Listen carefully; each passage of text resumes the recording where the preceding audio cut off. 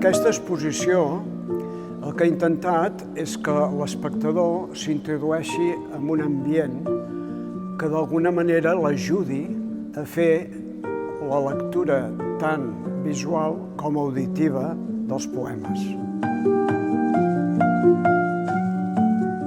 Em penso que hem aconseguit, junt amb el Paulo, un ambient prou acollidor com perquè l'espectador, quan entri, es vagi implicant i es deixi endur per un ambient de recolliment.